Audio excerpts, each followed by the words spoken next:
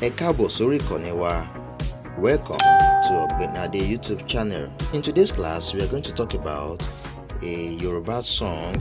The title of the song is Ago Kekere. Ẹ máa bá wa kálọ. You can sing along with our students.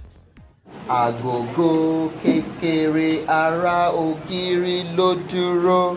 Agogo kekere ara ògiri ló dúró.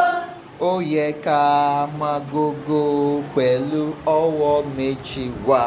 Ó yẹ ká máa gogo pẹ̀lú ọwọ́ méjì wa. Àkọ́kọ́ níṣẹ́jú, èkejì ká wákàtí. Àkọ́kọ́ níṣẹ́jú, èkejì ká wákàtí.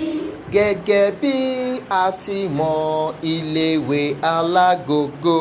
Gẹ́gẹ́ bí a ti mọ iléèwé alágogo. Gbàùn gbàùn gbàùn gbàùn iléèwé alágogo. Gbàùn gbàùn gbàùn gbàùn iléèwé alágogo. Agogo Kekere ara ògiri ló dúró. Ó yẹ ká máa gogo pẹ̀lú ọwọ́ méjì wa. àkọ́kọ́ níṣẹ́jú, èkejì ká wákàtí. Gẹ́gẹ́ bí a ti mọ iléèwé alágogo. Gbàùn gbàùn gbàùn gbàùn iléèwé alágogo. Agogo kékeré ara ògiri ló dúró. Ó yẹ ká máa gogo pẹ̀lú ọwọ́ méjì wa. Àkọ́kọ́ níṣẹ́jú, èkejì ká wákàtí. Gẹ́gẹ́ bí a ti mọ iléèwé alágogo.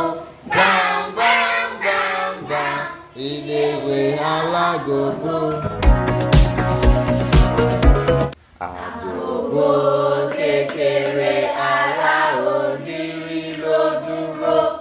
Ó yẹ ká máa gogo pẹ̀lú ọwọ́ méjì wa.